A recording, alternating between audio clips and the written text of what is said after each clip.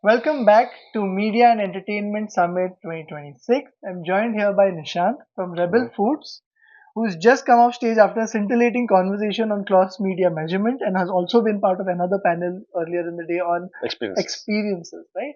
So, Nishant, would love to know your perspective on one key takeaway that you took away from the sessions that you were a part of. Right.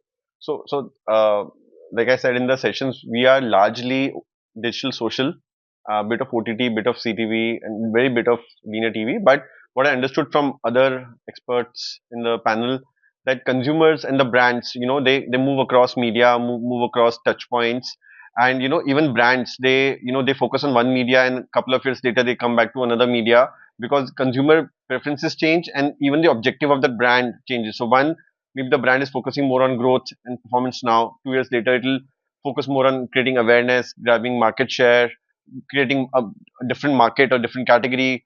2 years later, again, it'll focus on a certain type of audience which is there on a certain platform. So the brands will keep hopping its media, its touch points, and it may not be the strategy for a decade, maybe a strategy for a year or 2 year, and it'll evolve. I think that was a insight to me that what sounds like for us digital social is the way right now.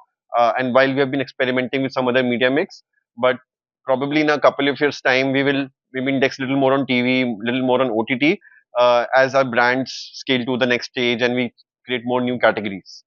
Fantastic. Going into 2026, what are the media vehicles that really excite you and are going to add a new layer to your marketing strategy? Or how are you changing your approach to certain media that you're already investing heavily Right.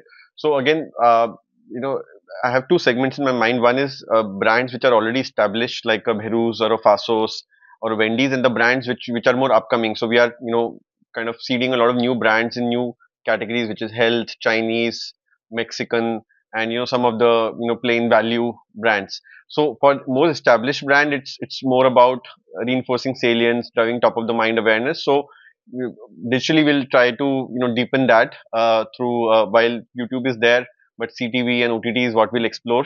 And for newer brands which are just upcoming and where our TG is little more niche, little more Gen Z digital savvy, there we will over index on social media to start with for the first year or so.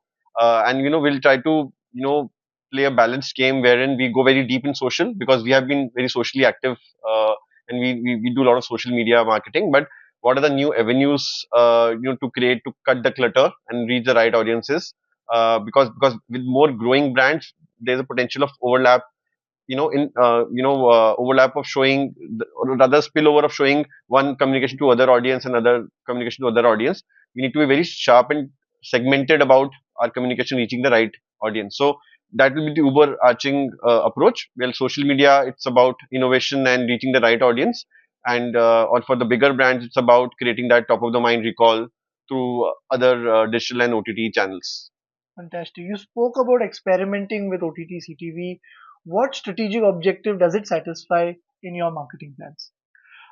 So largely, if I would say OTT and CTV would be more mid funnel. If I would, it's not true blue top funnel like a linear TV, but in our view, it is more top to mid funnel, and that probably will be relevant for our bigger brands, which are more category leaders or which have reached a threshold in their life cycle.